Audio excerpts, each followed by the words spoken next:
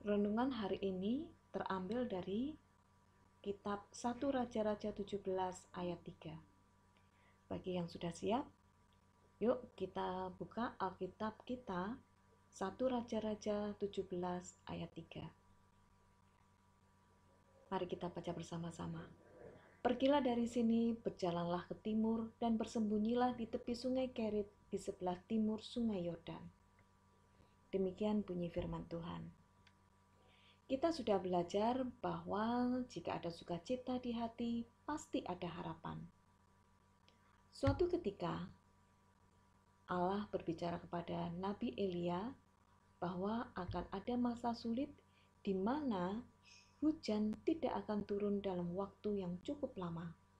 Dan ini pasti akan menyulitkan bagi semua orang. Ketika mendengar akan hal itu, Nabi Elia tidak langsung protes.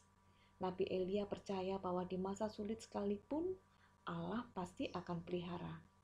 Karena itu janji Allah terhadap umatnya. Allah selalu pelihara. Dan Allah pun menetapi janjinya.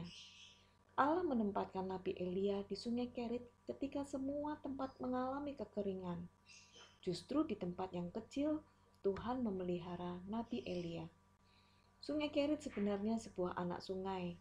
Karena sebuah anak sungai, maka debit airnya tidak terlalu banyak dibanding dengan debit air sungai utama. Di samping itu, Sungai Kerit bukan nama sungai yang terkenal seperti Sungai Yordan. Namun, Allah memerintahkan Nabi Elia untuk menuju ke Sungai Kerit selama masa sulit. Nabi Elia pun tidak protes kepada Tuhan, mengapa dia diletakkan di tempat yang tersembunyi dan tidak terkenal.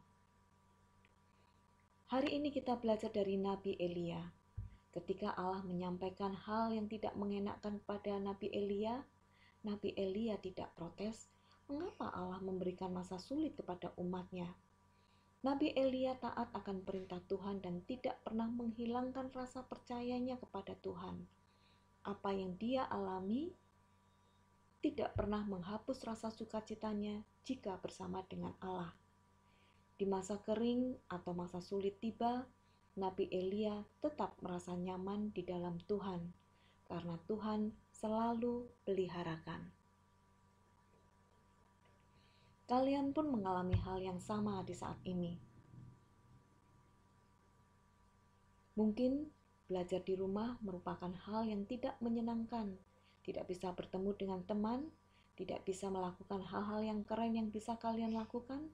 Namun di situasi yang demikian, Tuhan ajarkan kepada kita banyak hal tentang kemandirian, kedisiplinan, kesungguhan hati untuk belajar menjadi pribadi yang lebih baik. Percayalah, ada Sungai Kerit di tengah kesukaran yang kita hadapi. Selalu ada sisi baik di saat kita menghadapi kesukaran. Itulah penyertaan Tuhan.